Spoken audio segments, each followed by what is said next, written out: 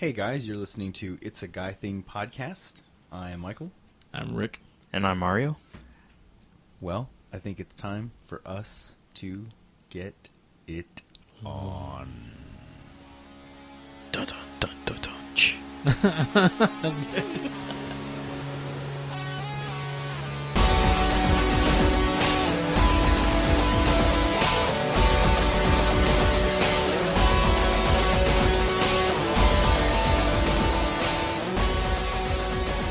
Okay, so to follow our theme of last week, I really wanted to get into somebody else's head and introduce you guys to one of the other thirds of It's a Guy Thing podcast, Ricker, a.k.a. Rick, a.k.a. Mushy butt. Mushy butt. So, Cat dad. I met Rick. Professional writer. We kind of talked. Did we talk about it in the last episode? No. I don't think we started to record it and then we had to delete it for some reason. So For some reason we had to delete it. yeah, What? The fact that the first time I met Rick was at my wedding, nearly 10 years ago, Mm-hmm. That's right. and he had a shaved head, I did. like very short, like prison cut. Yeah, it was just the one. It wasn't even like to the skin. It was Somebody the one. said you looked creepy. Somebody said you looked like a creeper. Like, is he on parole or something? That's pretty uncool to find I know, out 10 like- years later. I know. It was like, hey, who's that guy? I don't know. He's a creepy fucker. No, but then they were like, but I was pleasantly surprised because he was really nice. I was like, okay. I don't remember who it So was. you look like That's a backhanded that's compliment, nasty. isn't it? That's I pretty thought you were a bad. disgusting pervert, but I mean, you're all right, I guess. You haven't hurt anyone yet. Oh man. I haven't found you on any of the websites I've been looking on. So let's let's rewind. Let's go back 10 years. Let's rewind. I met you at the wedding, and you were there. And we can say her name because you've already said hello to her in the very first Yes, episode. Carolyn. I was with Carolyn. That was her date to your wedding. Yes. Mhm. And Carolyn worked with my wife Sarah. They worked together at a portrait studio here in town. Stain fucks. Anyway, yeah, that's the first time I met you. Yep, and that was the worst day of my life. It's only gotten worse from here. Wow. Thank you. I'm just kidding. It's only gone down here. So Here from here. So are you trying to say that every day I see you, that's the Yeah. worst day of your life? Yes, Wow, that's messed that up. is the worst day of my life. I'm just kidding. No, it's been cool. It's what we were talking about earlier, man. It's like flown by. Like I've known you for It 10 has. years. I've known Mike for 20 plus years, and it's freaking flown by, man. Like it's crazy. Like we're now officially in that like zone that like we've known each other long enough and still fairly see each other enough that like we can't tell that we're aging. You know what I Yeah. mean? Because we're aging at the same rate. time, yeah. You know what I mean? So you can't really tell. Like, unless one of us, loses a crazy amount of weight, you really can't tell. You know what I mean? And sometimes that's kind of like the sign of, like, kind of moving through your life with people. Because there's people that you haven't seen since you were in high school or middle school or elementary school or even family members. And when you see them, you're like, holy shit. Like, you have to, like, really look at them to try to find the person that you knew, Whereas with people you kind of are lucky enough to, like, go through life with, you kind of always stay the same age. Yeah. In a sense. You know what I mean? Which is Because why we're still as mature as as immature as we were 10 years ago. we're actually regressing. And you were living downtown at that time, right? Yes. No. Yes. No? No. No.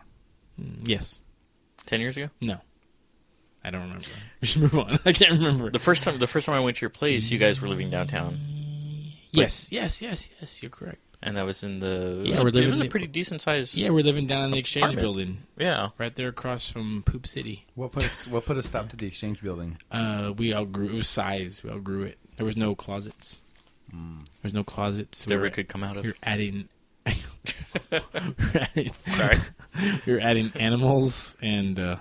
aminals. So you bring up animals. That's my next fun topic because a little known fact about you is that you are actually allergic to cats. Yeah, And you own how many? 16. So I actually have a breeding farm. No. So the I'm a cat 16. farmer. So the 16. I'm a Schweinsteiger. You have the Sistine cat stole. I have 2 cats. 2 cats. But I was talking to Carol about this today because I was at her place and I was petting Sam, her cat, who's the first. I actually, when I was leaving, I was petting him, and I was like, Sam, like, you'll always be the first cat I ever loved, because it's true. Like, I never had a cat growing up, and when I met her cat, and I was allergic, and I was like, I'd go to her place, and I'd be like, my eyes would get all like puffy, and like my throat would be all stopped up, and her being like, see, like, that's how I know I like you and your cat, because I, get all stuffy, and it's worth it.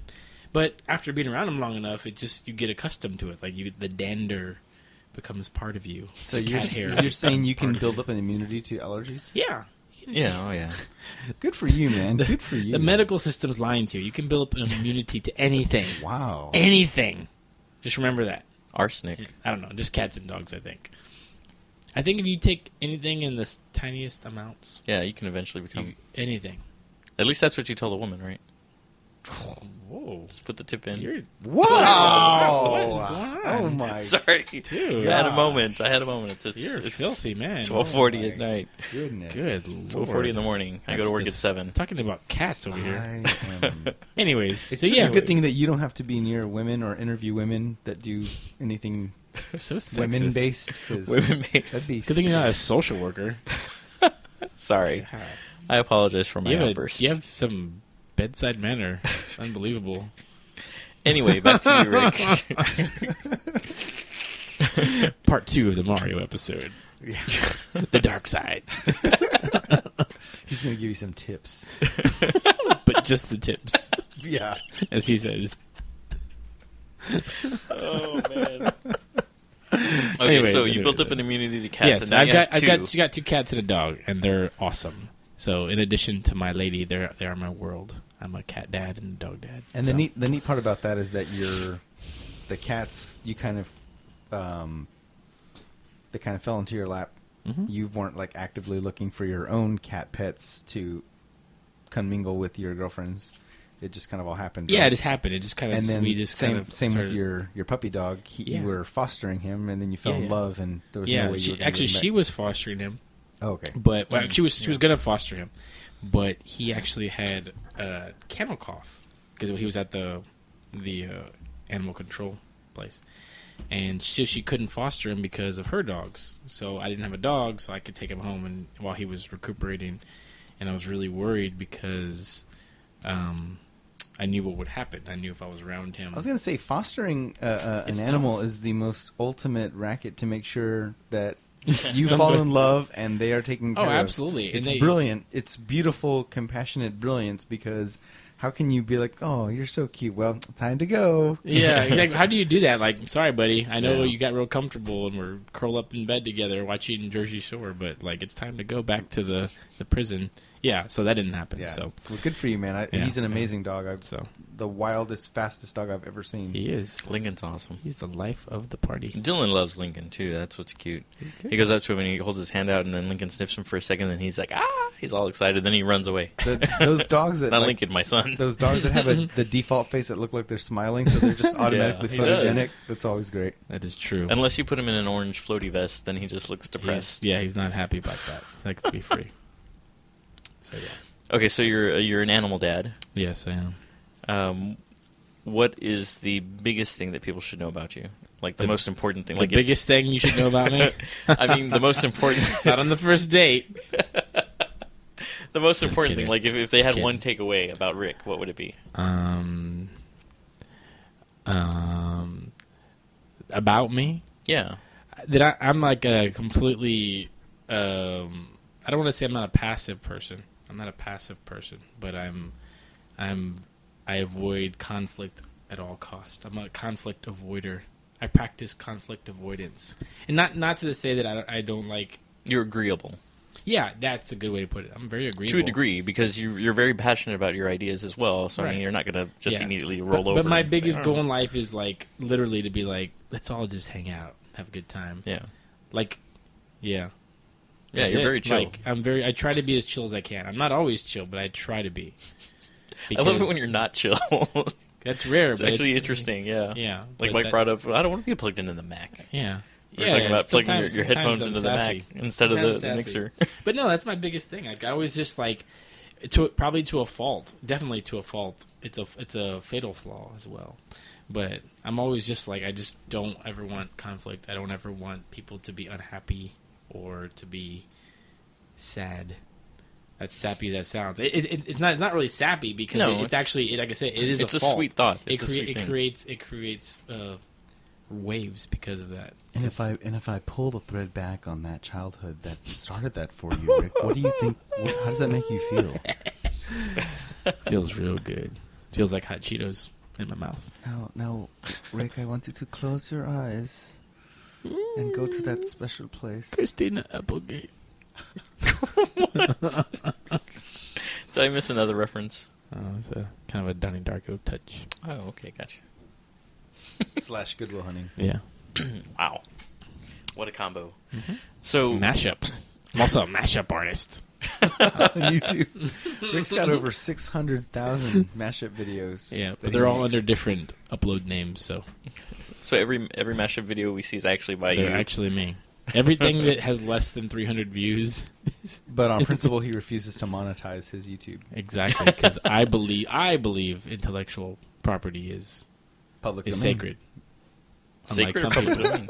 I believe in intellectual property. No, this isn't about you. This isn't about me. Actually, I retract what I said earlier. The thing I want people to know about me is I believe in intellectual property rights. I don't like copyright infringement. I don't like to... So how do you feel when your friends violate copyright? That's tough. That's a dilemma. Once Luckily, again, this is not part 2 of me. This is Rick. How did you come up with yourself in that? We're just talking about people. Because I'm the copyright infringer. You are. He's the only one in America. Those little like Homeland Security things before your because you guys rib me about it all the time. Your Blu-rays, it's like you might as well say. Movie? Yes, I saw it already. Mario which Zamron. theater? How did you see know. J.J. Abrams' Star Wars already, Mario? Because I downloaded it from Pirate Bay. Is it still around? Yes. I think it's gone away and come back. I don't Anyway, even know what that is. Yes, you just said it. Just know the name. Anyways. Yeah. So stuff that I know about you. That's it. You love movies. I do. You love are movies. like a complete movie file. Is that's not the term? I Video don't file, know. filmophile. I don't like to be any kind of file. And associated with anything that ends with file. That's true. Okay, so you love movies. But I dig movies. Yes, I dig them. Like how far back? Like because I always find it interesting. A lot of your movie knowledge, like a lot of people remember like certain decades of film. Mm-hmm. Yours and Mike's, especially. Rick's is 1981 to present. Mm-hmm. Mm-hmm. Is that really that's as far back as you go? I mean, for as far as movies that have probably been the most like Poignant for you, influential, or like movies that have become touchstones as far as references I make or things that I'm kind of I've slowly attempted to kind of go back a little further and get into like movies I hadn't seen before, slowly. But most of the movies I grew up on, the movies I love, and this is another thing about me, like especially even with music, is it's very hard for me because I don't like change. Is I've seen, probably one of my favorite movies of all time is James Cameron's Aliens, right?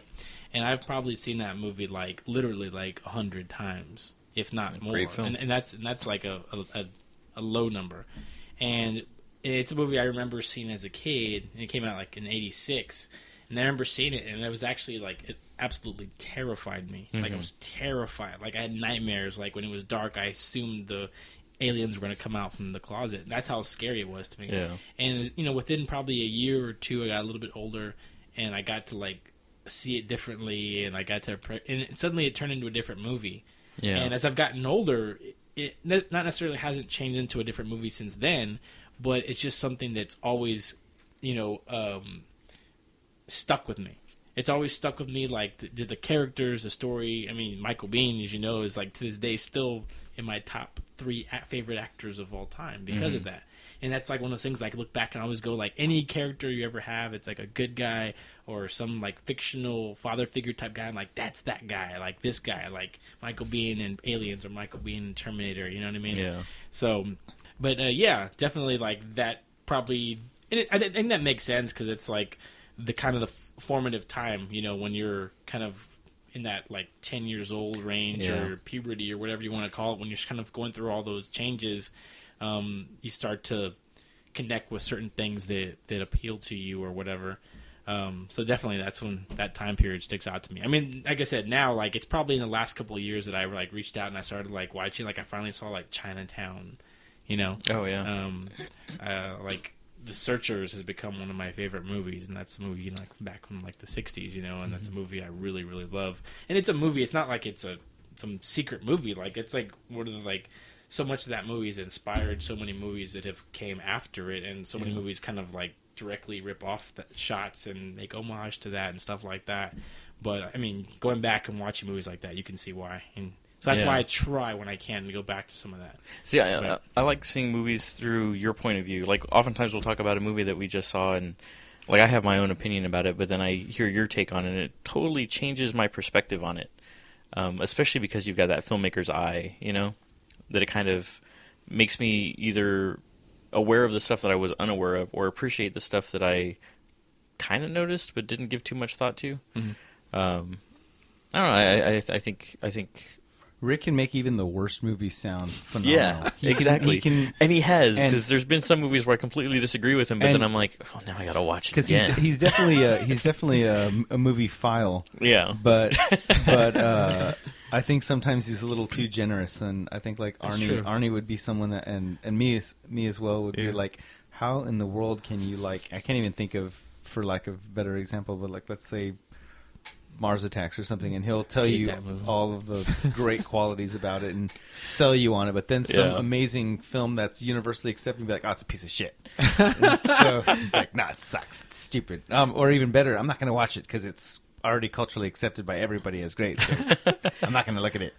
You know, but the thing for me, like... Which is my favorite thing about your movie appreciation. Kind of hipster in some ways. Well, I mean, the thing for me, like... I mean, personally, like, the thing that really always, like, sticks with me about movies is, I mean, and this is anything. I mean, it's not like I'm making an original statement, but like is moments like trailer moments. Like that's something now that's kind of like even that has been kind of appropriated as something that's bad. Like movies that are have trailer moments, you know, or movies that show like the best everything parts. In the trailer. Yeah, and growing up, like being, you know, trailers, like, you know, we've talked about that. Like watching trailers before the movie is half of the experience of going to the movies. Like having that. And I remember as a kid watching trailers before the VHS, you know, on the VHS tapes, and that being never even skipping that.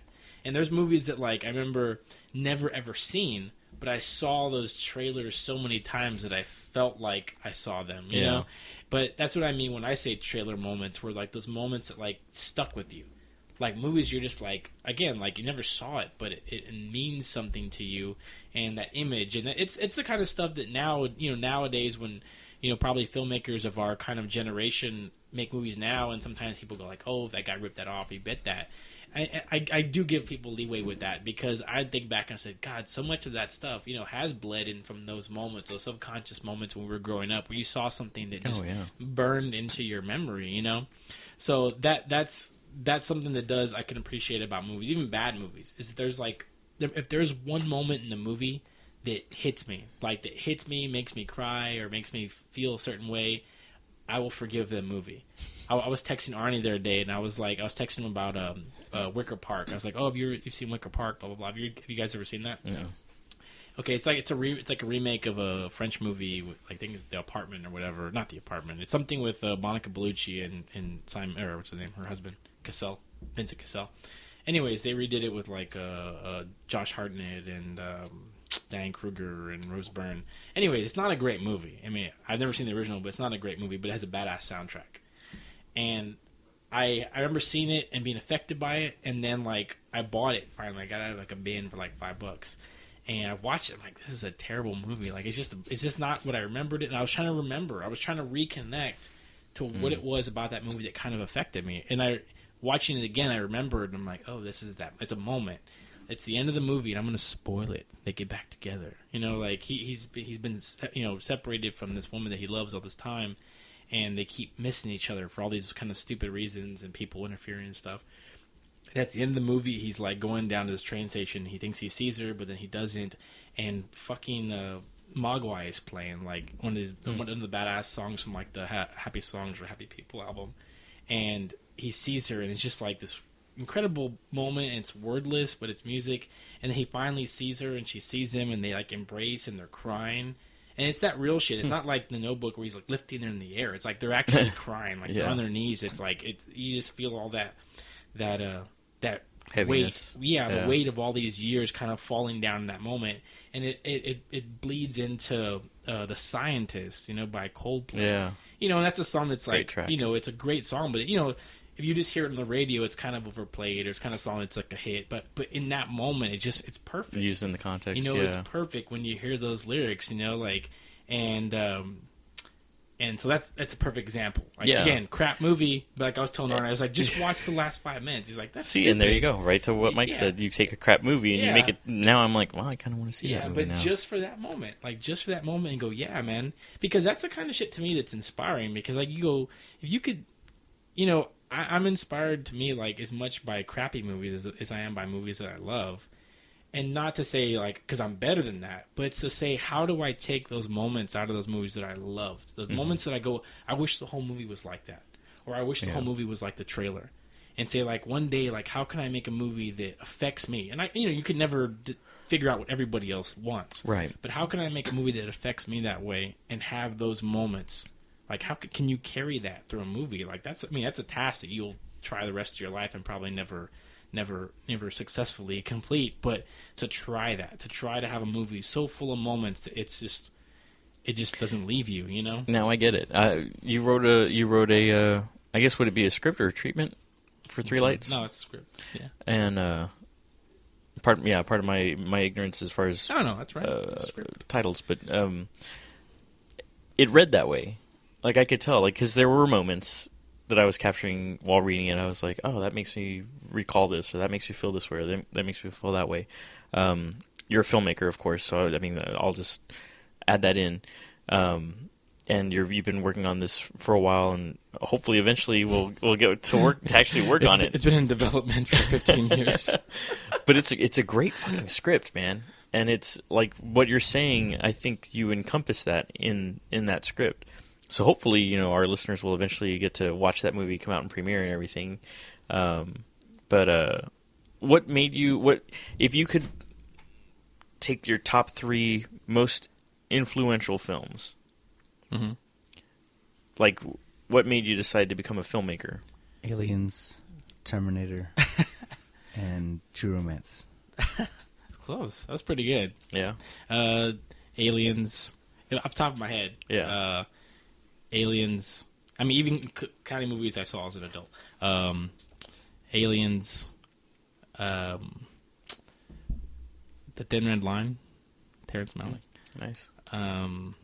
There's probably a lot of older movies too, but I would definitely say Homicide by David Mamet. And it's the same thing. I always come back to the same people, like Terrence Malick and like David Mamet, like inform so much of what I appreciate. Not to say my work is anything like that. And if anyone has seen those movies, they're polar opposites in terms of their film philosophies and how they make movies and stuff. But I think that's kind of what appeals to me about them, is one's a completely lyrical, visual thing, and one's, David Mamet's movies, like, I actually consciously do this. I'll put one on when I go to bed, and I won't even watch it. I'll just turn over and let it wash over you. Listen to the words, because that's how like rhythmic and poetic and it fits together. And that's kind of like how I kind of hopefully like mentally absorb, not to like, try to mimic that or anything, but mentally absorb the magic, the skill that goes into putting those pieces together. And it's the same thing when you see like a Malick movie. It's like the opposite, where it's the visual images and trying to figure out, like, damn, how does somebody like put these images together in a way that can affect you or remind you or make you feel like it's touching a part of you, when obviously this person doesn't know you. And how is it reaching across, distance and time and all this stuff to connect to you? Yeah. So easily, those movies. But I mean, like you said, like I would also throw in like movies like the Terminator, because I mean those are movies that obviously go back to being a kid and really informing everything about what did I know about storytelling, or everything that I know about human relationships even. I mean, that's what's funny is like us as kids growing up, like, you know, especially, you know, like, you know, for like us, like not growing up in like non-traditional households, you know, where we didn't always have like a father figure there during those years that you probably, you know, normally would have that, and looking for that, not knowing it, but looking for that in movies. Like I said, like I made that joke about like Michael Biehn earlier, but like that, like I remember, never mind, I won't get into that one, but I mean, that's an example, looking up to someone like that and being like, how do you be that kind of guy? And honestly, like as a person, whether it's as a film fan or just a person, go back and watch like Aliens. Yeah. And honestly, like if you could go back and watch Aliens and just watch the movie, not as you know, Ellen Ripley's movie, not as a action movie or horror movie, just watch Michael Biehn, like his Corporal Dwayne Hicks's character, and you see how this person carries themselves throughout this movie. As a character and as the actor carrying that role. Yeah. And you look at it and go, man, this guy is like... And it's not a tough guy role. It's not a superhero. She has to save him. Yeah. I mean, so that's kind of tells you... I mean, it's not like... He's not Arnold Schwarzenegger. He's not Chuck Norris. He's this guy who's... This kind of reluctant guy who's kind of thrust in the situation, and he's fighting every... kind of with every, like, bone in his body to have to take charge. Yeah. You know, luckily she kind of does that, and she pulls him through that. And she's kind of like, no, you have to be this guy.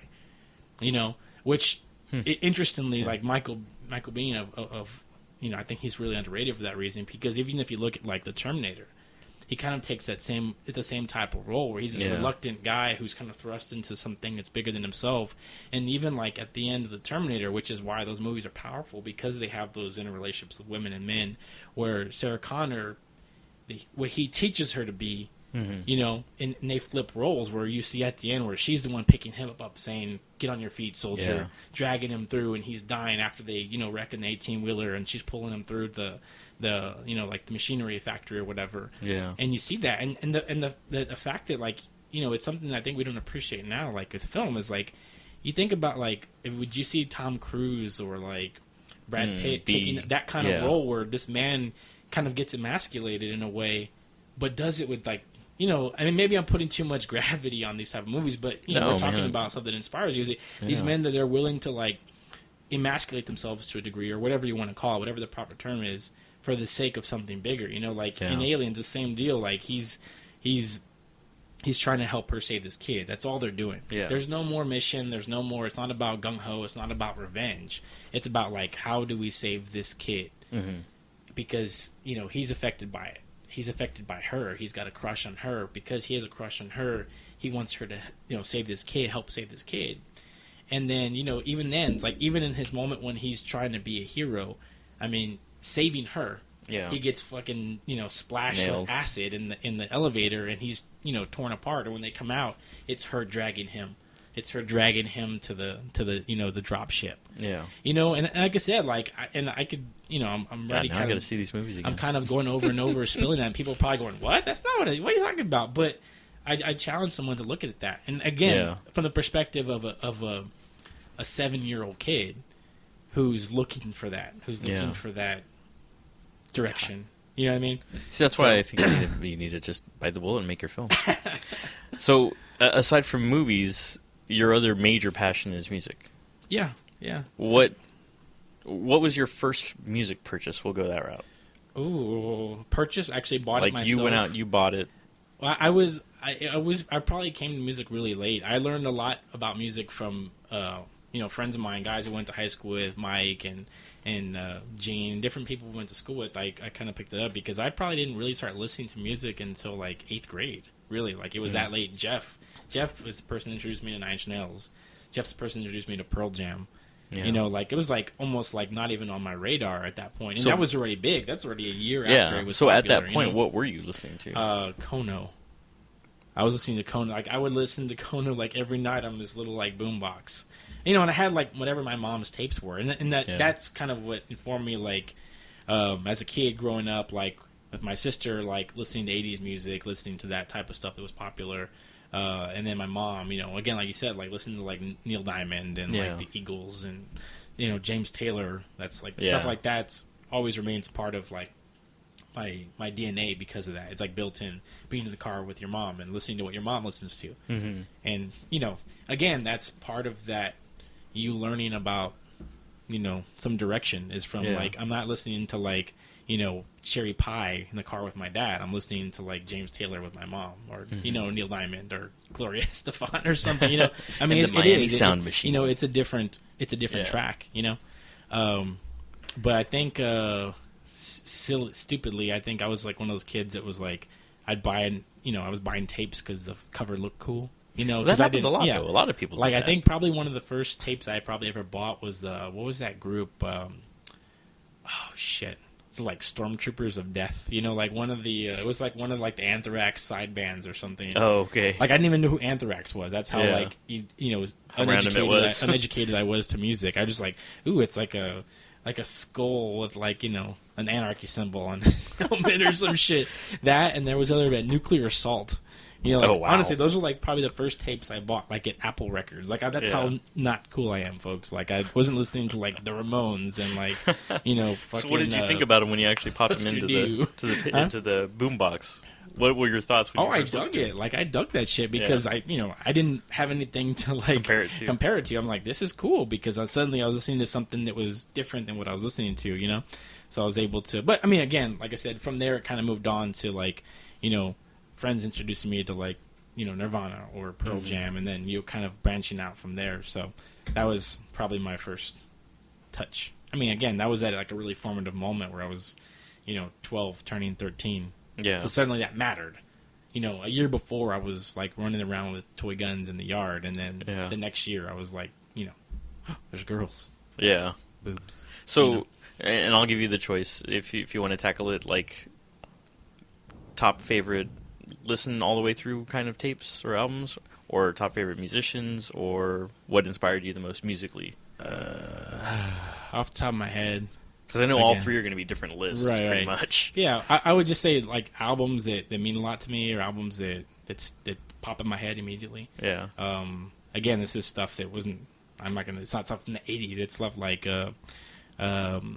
Mogwai's Rock Action album.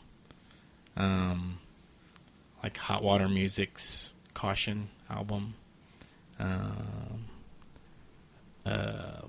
What's the other one I was thinking of? The Placebo album. I'm going blank on the name. It wasn't that one that came out that was real popular, but it was the one after that. Twilight Singers. Twilight Singers is a side band of Greg Dooley from Afghan Wigs, and they came out with a side band that was really awesome. Like, it's very, like, not in a jazz band kind of way, but if you could like put New Orleans on an album, that's what the Twilight Singers sound like.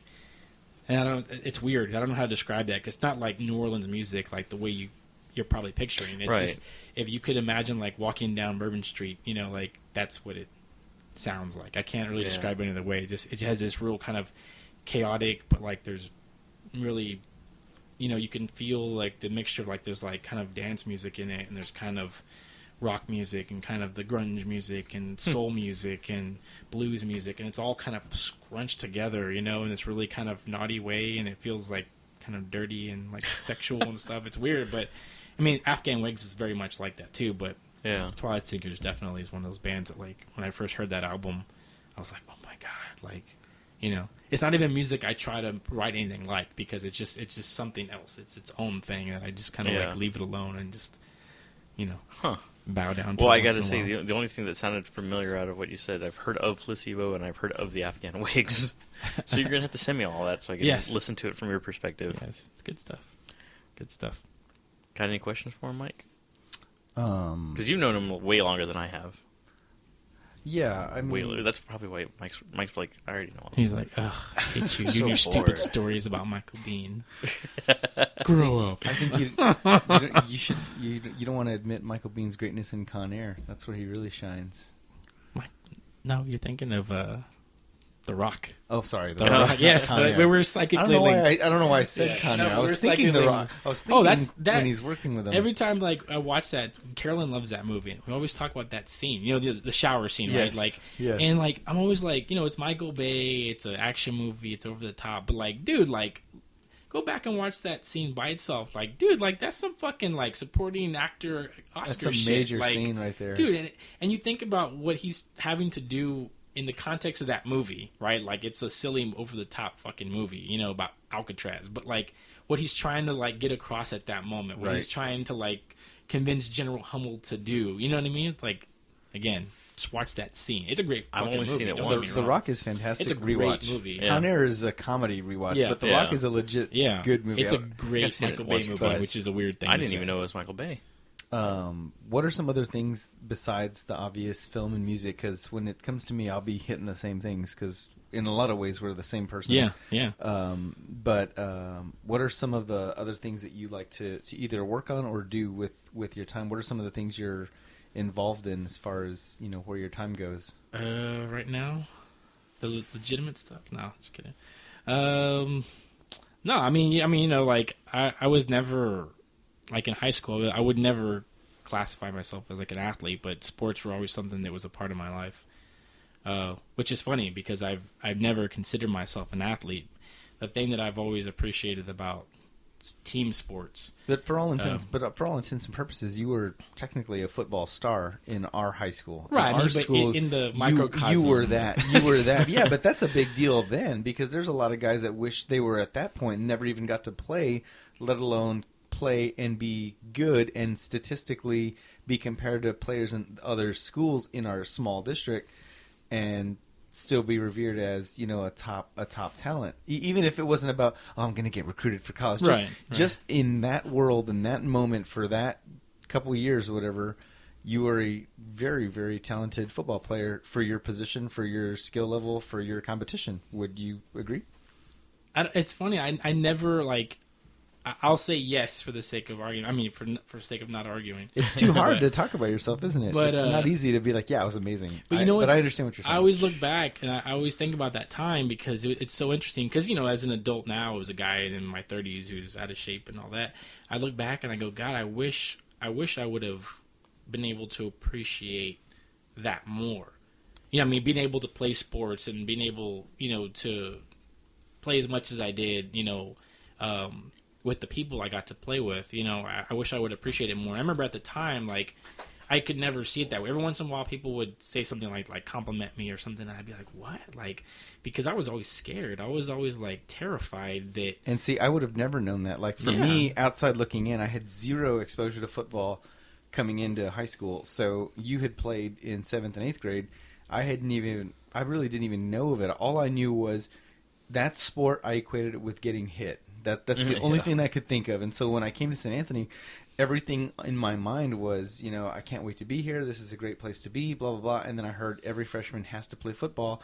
And I was terrified. I was terrified out of my mind. I thought, well, how am I going to get out of this one? You know what? Yeah. You know, you use excuses your whole life to get out of, you know, hot water situations. If you're in trouble with a teacher, if you're in trouble with your parent, you know, and in this case, I'm like, well, what am I going to come up with this time? And I mean, there really was nothing to come up with. It was kind of a done deal, but you know, I had everything for me, you know, in sporting and pretty much everything, I just basically taught myself. So this was one place where there was no way I could manufacture enough self-taught knowledge to get away with it. I just couldn't play. I just did not know anything about the sport. You know, I mean, there was no way. So for me, I really looked up to you guys. Like, I remember what a big deal it was that, like, as freshmen, like, you and Nick were already, like, standouts. And, like, I'll never forget being in the rec hall.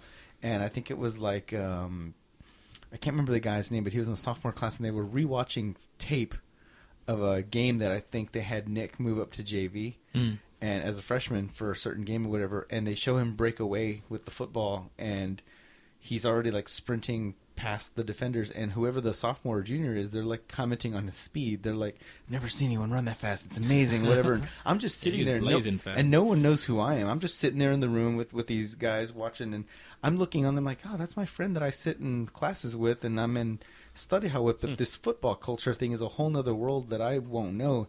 My mind is just, I just want to make the basketball team. That's all I care about. And if I'm lucky to get, you know, a minute of playing time, and if I can get a shot up, you know, I'll be thrilled. I don't care what happens beyond that. That's all I'm caring about. So for me, watching you guys, you know, but specifically you, it was a really amazing thing to just kind of going back to that whole soccer thing where I'm really like not wishing I was you guys. I was more just happy and proud of y'all, because it wasn't even a role that I could relate to. I'm like, oh, I wish I was a good football player. I really I had such zero exposure to it. It was really just I'm going to go to the football game. I'm going to root for it, and I'll play senior year just for the fun of it and be a part of the culture of it, even though I know we were kind of like outsiders, like me and Moses, and I think like Ernie, a couple of the guys that hadn't really played. It was like two different cultures, and I don't mean that y'all were being mean about it. It's just there's nothing y'all could do about it. Y'all knew who the real players were, and knew who the guys were just in uniform, and I was definitely a guy just in uniform. But I think for that part of it, and that's why I always encourage people to play organized sports at least once in their life if they can, because for me, I didn't get the same thing out of football you got out of it. For me, that came from basketball, but for you, that's where it came from. But I still got to tangibly touch the magic of being in the locker room and being there with you guys and experiencing the losses and experiencing the hardships and the injuries. And it's an amazing thing that I still see that in you now. When we organize, like when you and I have gone and we try to get the guys to go play out in McAllister Park and throw the football around just for flag or touch football or whatever. And it's very important to take the playfulness of what we're doing seriously. Does that make sense? Yeah. Not like we're not just goofing off. It's like, well, we're going to organize it. And we want to make sure we're getting at least 3-on-3 or 4-on-4. Yeah. And certain guys are going to play certain positions, and we're going to run these plays, and we're going to work on this or whatever. And you kind of carry that passion in a lot of other things, wouldn't you say? Like that part of athletics, even if it has nothing to do with us being in shape, because none of us are now, but you carry that mentality of the dedication, the passion, the whole I hate losing more than I love winning mentality into other things, where now you know what it feels like to go dive in fully when you watch a movie. And I think a lot of my sports background and my sports passion carries over when I watch the Spurs player, when I'm watching a movie, or I see a trailer that's so freaking good, it's overwhelming, I almost tear up because it's just giving me chills, And I think, wouldn't you say that maybe I'm just speculating, but maybe there's a little bit of a genesis for like us coming from that small school, because if we'd gone to public school, I don't think most of us would have got a chance to play organized absolutely. sports. That's absolutely true. I mean, like that, and that's what I mean. Like, biggest thing about getting the chance to play football, for example, is that I never take away, like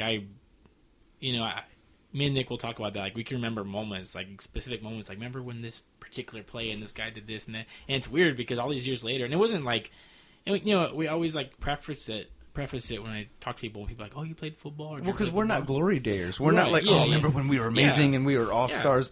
We were always the underdog. We always got our ass kicked in pretty much every sport. It wasn't about how amazing we were. It was about the moments of how much hard work went into just getting to a point where we could get our ass kicked humbly. Yeah, right. No, that's true. I mean, I remember like, and that is the way it was. I mean, because we weren't under any illusions like of where we were or our talent level or how far we could ever go with it. Of course not.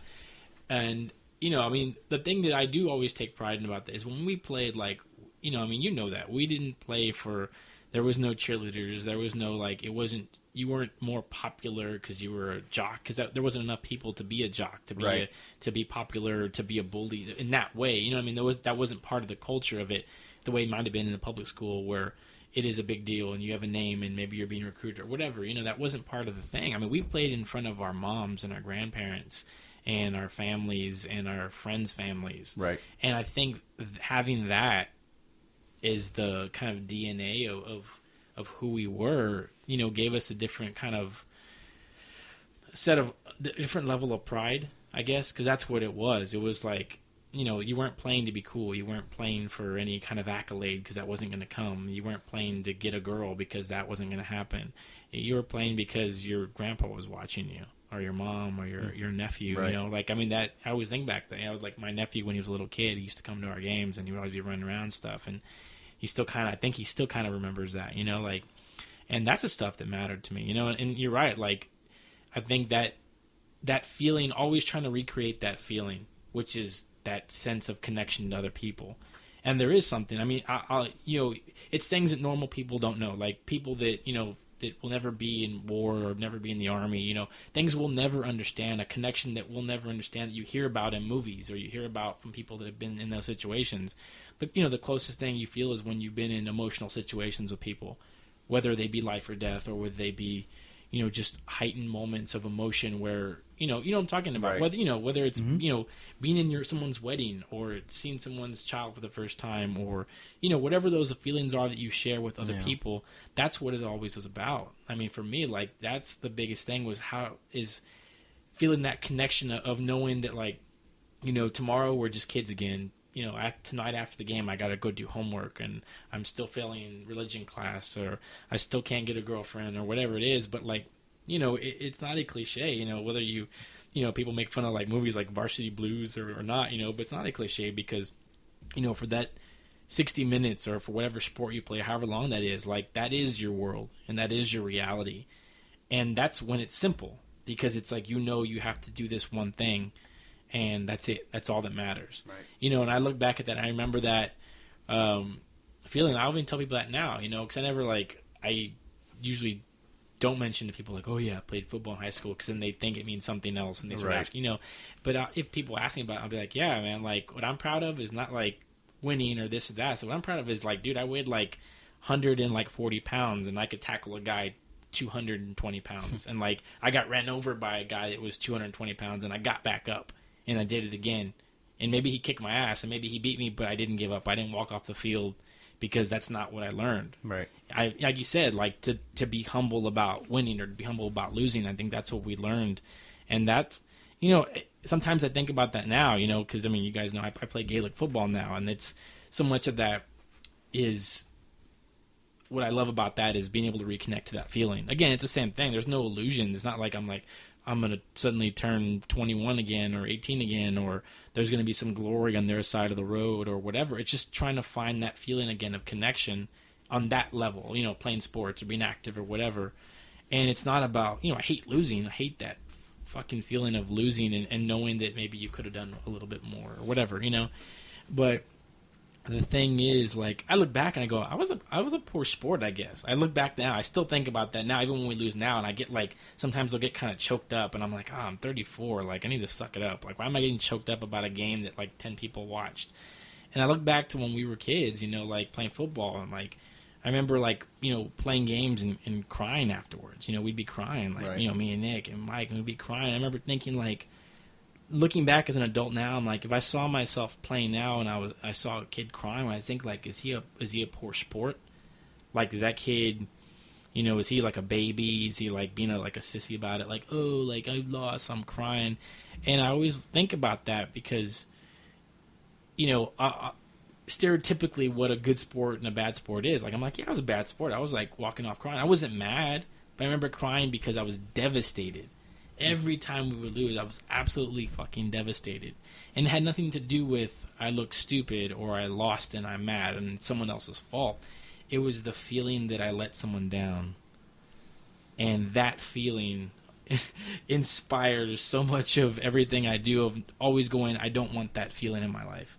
I don't want to feel like I'm letting someone down or I'm letting people that care about me down or my friends down or my parents down. How can I get that past that?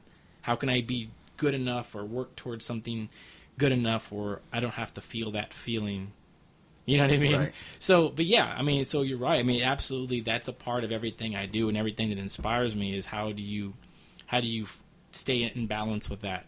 Is, you know, because there has to be, you know, sadness, there has to be loss, but you can balance it out with triumph or finding the good in shit, you know? So I'm curious for you, like, would you say, and it's kind of a unfair question because it already lends itself to being one answer, since ages, you know, 14 to 18 are typically more profound than ages, you know, 6 through 13. But would you see, at least for you, because I'm curious, I didn't meet you till high school, but the formative years for you were almost like middle school and elementary school is sort of a warm up to basically just kind of flailing around until you would really kind of find out who you'd become, because you mentioned earlier about having not listened to music and stuff like that till later on.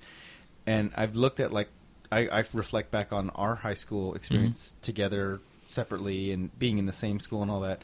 And it's almost like the humble factor was sort of a byproduct, not necessarily the intent of the institution, but it sort of seemed like because we were the underdogs in everything, academics, athletics, extracurricular, because we didn't have the same level of external support and funding and whatever, because our institution wasn't built to support those things. Yeah. Our institution was built to support ministry services and stuff like that as a private school. So, it's almost like there's this dichotomous pro and con to us coming out of that system, not being bred to be masters of the universe, but at the same time, I sometimes look back and I'm like, I wonder if it's also, I'm extremely humble and extremely insecure and pretty much terrified of doing anything where I have to put myself out in the world. Yeah. But at the same time, I'm not arrogant in any way about anything, and I'm not overconfident in anything, but at the same time, kind of wish maybe there'd been a little bit more, not push, because all our coaches wanted us to win, all our teachers wanted us to do well, and yet somehow we're missing that extra little wheel or cog that, and I'm not trying to blame the institution for my laziness or my ineptitude or procrastination, but, I wonder sometimes, like, would I have gotten some more things done already? Would I have put together, a couple of projects in motion that should have been done a long time ago? And I wonder if you think about stuff like that too, and look back at the high school years, because for you and me, the high school timeline isn't about like reliving the glory days. It's literally about celebrating the formation of who we basically are now, as far as just being, for the most part, flawed, but for all intents and purposes pretty good guys, pretty agreeable. Like you said, I'm also conflict avoider. I try to really keep myself on an even keel. I try not to have too many. I don't like to have high highs or low lows, and so that's why I say, and I try to bounce a lot of how I'm going to react to stuff off of the way I see you guys as well, because I think it's neat to have that inner circle that kind of keeps you in check. It reminds you remind yourself you don't have to react a certain way because you already know, well, how would Nick feel? How would Rick react? How would, and so, you know what I'm saying? It's kind of, this is kind of turning into really, really focused, internalized stuff. No, but you're right about, like, I think it is weird, that double-edged sword. And, and that's why I think, talking about Mario, for example, like how, and I always tell you this, and it's always a compliment. We always tell you this about how, like, sometimes we forget that you didn't go to high school with us. Right. We'll be telling a story as if, and I was there. and not leaving you out, but assuming you were there. And then we're like, oh, and you're like, what? And we're like, oh yeah, you weren't there, but because you fit into that, like, somehow, you know what I mean? Like, you fit into that in terms of your personality and your character, and that's probably why we all became friends. We were able to kind of transcend that adult disconnect that people have sometimes and actually become friends because we were able to find that common ground, through, of course, our interests, but also like our personality types. Mm-hmm. But you're right, like that. Well, that's why Mario's able to get stuff done and we aren't. Because he went to public school, right? Yeah. But no, and it's true, because that's kind of like you said, like when we talk about some of the things you do, and like we always kid you, and this is the the kind of point I'm coming back to, is that like we always kid you because you say, I did this and I do this, I mentioned this, and it's like, it's as much as it's fun just to be shitty with each other because we do that.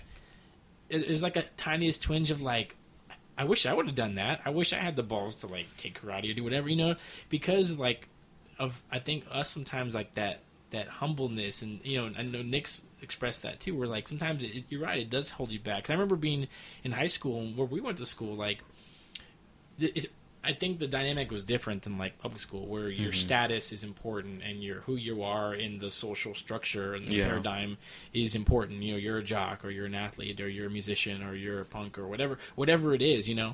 Whereas us, there wasn't a lot of room to have that identity. I mean, our identity was kind of like this homogenous, like amoeba, because we were so close in proximity to each other that it was hard to it was hard to invent yourself. It was hard to kind of form, because we were all listening to the same type of music, and we were all like, had the same stupid structure shirts and the all same paradox, and it wasn't because we were followers, it's just because that's how small our world was, right.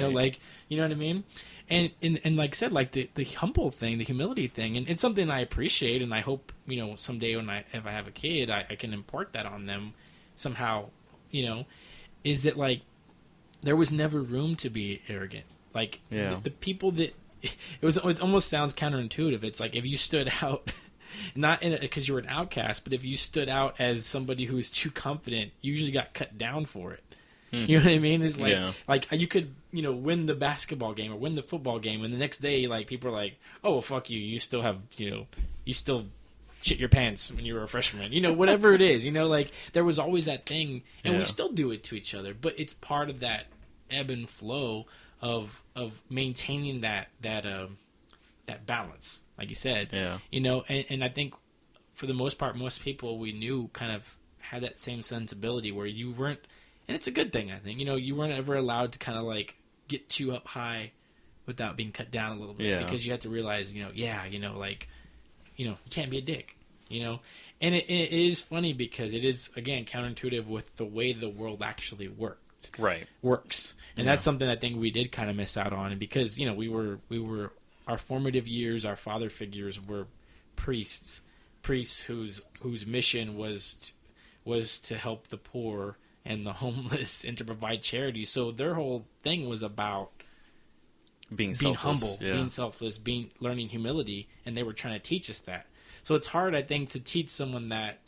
It's a lot to ask of someone to teach a kid to be humble and to be sincere and to be empathetic to other people's pain. But at the same time, you're a fucking winner and go out and take the world on and be a corporate raider. Like that's and you saw that for us, like in terms of just being counseled in general about what to do after high school. It was really sort of what if you were lucky enough to have parents or siblings that were grandfathered into, a collegiate system, then you had something to follow through. But like for me, I was the first one in the family tree to even think about it. So it was just whatever schools I could look up on my own. There was really no true guidance. There were pamphlets and stuff, but you really didn't know, is it okay to apply to MIT? Can I even consider, am I even worth that? I mean, I know I go to this private school, but I mean, that's for like super awesome people. I'm only me, so maybe I belong at, the local community college and that's my max. Maybe I should only go to in-state university and that's my ceiling. I mean, that was, I've never forgotten that mentality, and that's something I would also want to impart, to any children of mine is not looking at those limits. And so for you, Rick, talking about a lot of this as far as you go, private school for high school and then private school for 7th and 8th grade. Mm-hmm. But then just 8th grade. Just 8th only. Yeah, and then public school 7th on down. Mm-hmm. And then you got your mm-hmm. Then you were born before that. That's big, Mario. I like that. That's profound. And then so you Benjamin Button. Yeah. and then you got your degree in in communication at UTSA. So has that had any profound experience on you? No. None of our. So how did that work out? Hey, you have a degree. Hey, are you communicating with us right now and with your audience? I guess so. Yeah. I would call you, and you're still bacheloring it up. So communicating, you're a bachelor. So the bachelor. You're doing it. You're living the dream, man. Oh yeah, let me tell you. See, at least you have a degree. Like I have partial degree. Like I am classes, like literally less than 10 classes away from 2 separate bachelors. You know what I can appreciate though about college, like, and I wonder again, like I wonder how someday I'll be able to make sure my invisible kid has a direction for that. Is that like I look back and there's people, there's people that go to college because they have a plan. Or they kind of know what their plan is. Like, I want to be an engineer. I want to be a doctor. I want to be a lawyer. I want to be a nonprofit, person or whatever it is. Mm-hmm. And, social worker. And you might figure that out. You might get there, or you might kind of branch off and become something else. And there's people that don't go to college and they go on to have a career and, learn through experience and all that. And all of these things, I think, are great. I mean, those are all paths that you can take as long as, no matter what you do, right? Like, I'm getting on the soapbox, but like, you put your ass on the line, you try hard, you try to do everything the right way, and it's that's the right path, you know, Mm-hmm. right? Like, you'll get where you need to get to, you know. I think back about, like, college, you know, because I think there's people like me, like, I went to college and, like, and I didn't have a path. I didn't know, like, where I'm going. By the time I started figuring it out, it was almost like, not that it's too late, but it was almost too late for me in terms of, like, I was at my rope. I'm like, I don't want any more debt. I don't want to spend any more time in school. I just want to be able to, you know, not deal with 18-page papers anymore, you know. God, yeah. But I look back at college, and what I appreciate about it now is that it gave me opportunity to be exposed to things I wouldn't have been exposed to under a different circumstance. You know, I had, you know, probably 3 or 4 teachers in college. It's interesting because, like, some of them I don't remember. I don't remember any of my college professors, and I don't know anybody I ever met in college. You know, in college. You know, I didn't really make any friends while I was there. But there was probably 2 or 3 teachers, you know, all 3 of them were women professors that will always, like, you know, as much as our English teacher in high school, Miss Cooley, who was someone I will always revere, who was someone who will always look up to and appreciate for all, like, that she did for me and that she inspired me to do. Mm-hmm. And the same way with these professors that I was able to come in contact with. And for me, like, that experience with them, being able to be, like, mentored by them and having to, like, do the work I did for them, like, that made that entire experience worth it. That whole 5.5 years, you know, worth it, because I think I learned, you know, it may be probably a collective amount of maybe like a semester and a half, you know, of that 5 years. What I learned from them, I think, has shaped me in ways that have allowed me to be whatever I am, and then whatever hopefully I get to be, you know, and I always owe it to that. And that's why I can always look at college and go, man, like, you know, and that's what I would tell a kid or my kid if they were like, I don't want to go to college. Say, you know, you don't have to, like, do that thing and, you know, think that there's a path, but know that there's certain things you can do that will give you opportunities to, like, experience something or meet people that will change the course of your life. Yeah. You know, and yeah, sometimes it's for worse, sometimes it's for better, but to have that opportunity, you know, the same way that working, you know, just having a job, even if it's at McDonald's or it's at a freaking, you know, Greenpeace, it doesn't matter. Like, having those experiences will shape you and mold you, and you'll learn, you know, about yourself, you know. Yeah. So, yeah. So, what else? What are some other factoids, tidbits? Some Rick encompassing... something I'll throw out real quick, and I guess we can go out on this. There's a probably this, outside of, like, music or movies, probably the single most... And there's a story I know I've told you. I probably told you too before, but I'll tell everybody out there. All 8 of our listeners. Everybody in the ether that's still awake. Probably the most inspiring thing I can think of in terms of, you know, a thing, like a tangible thing, was a book I read when I was a kid. When I was, like, in 7th grade, I found this book.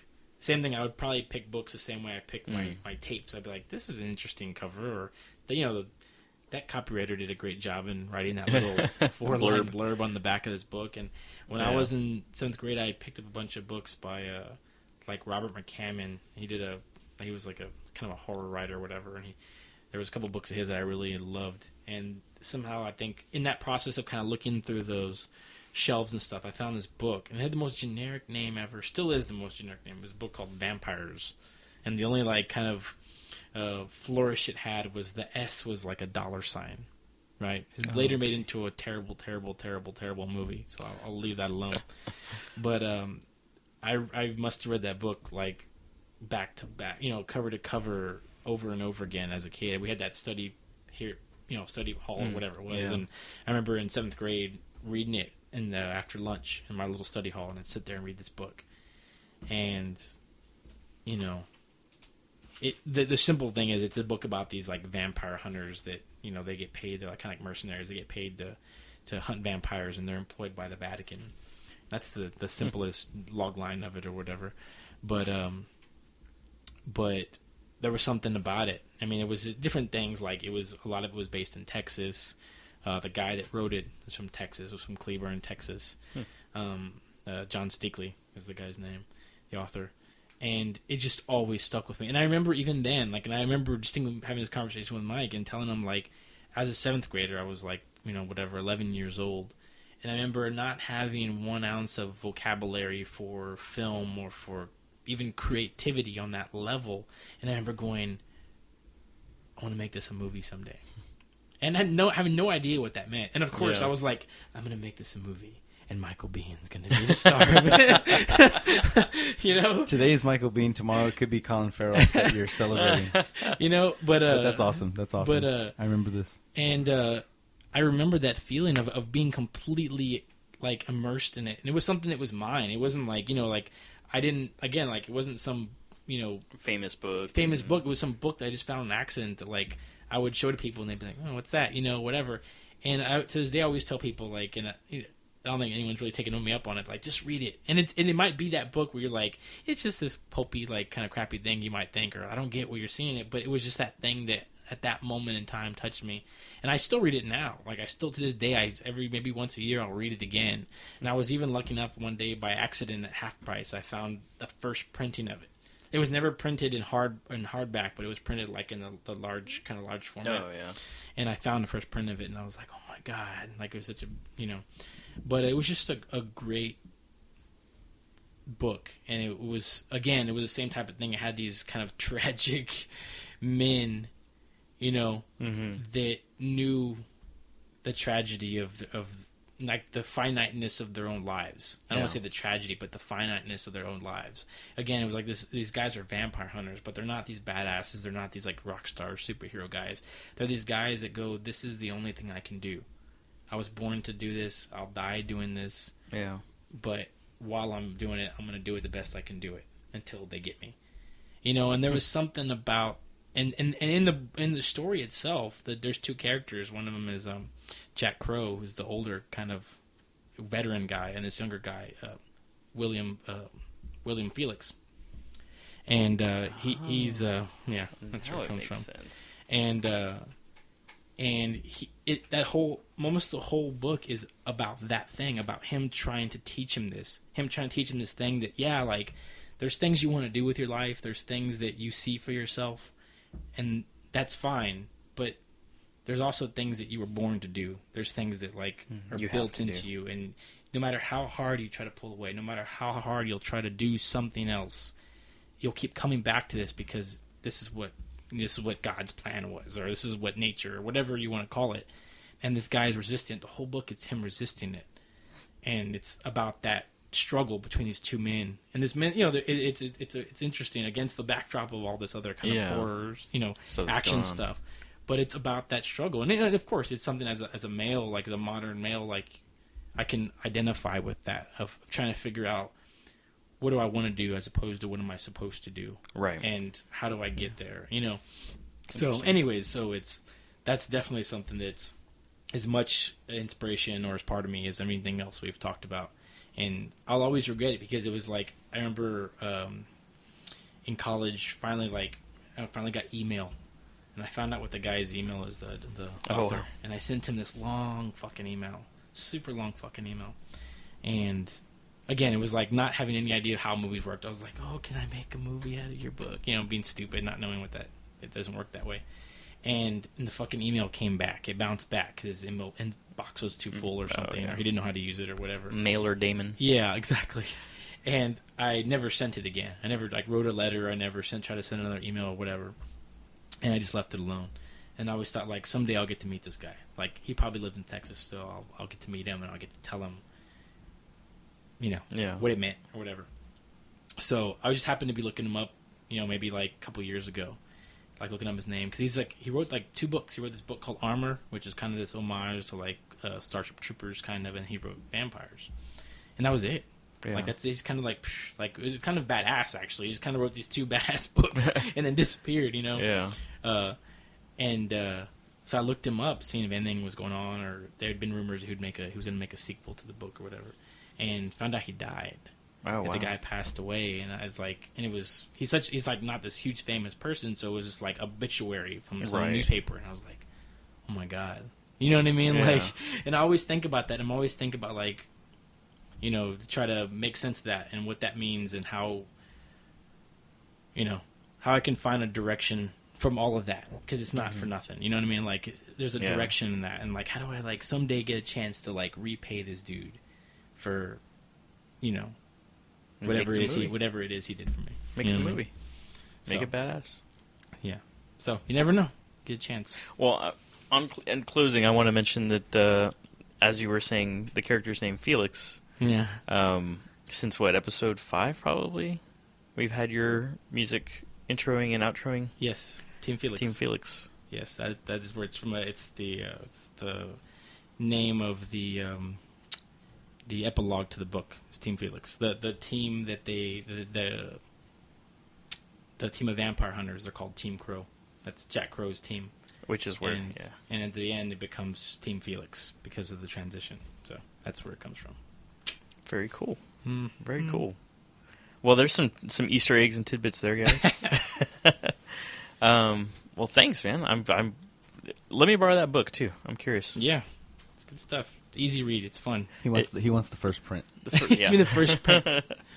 But it's funny. I like going back a little Easter egg. Before all day, we were kind of texting back and forth about what we were going to do for the episodes that we recorded tonight. And I was like, "Oh, let's do a guest." Technically, I was a guest last week. You're a guest this week. Yeah. I talked you guys into having guests without having to have a guest. Right, and Mike's the next guest, so we'll have special guests each week, our alter egos. Yeah, absolutely. Yeah. All right, guys. Well, thanks for joining us. Hopefully, you got to know Rick a little bit better and are getting to know us a little bit better. And if you want to give us a shout-out or anything, you can reach our Google voicemail at 210-802-1197. Find us at itsaguythingpodcast.com, on Twitter at itsaguythingpod, and Facebook, of course. I think we're on Vine and Instagram and whatnot. But thanks, guys. We appreciate it. Thanks.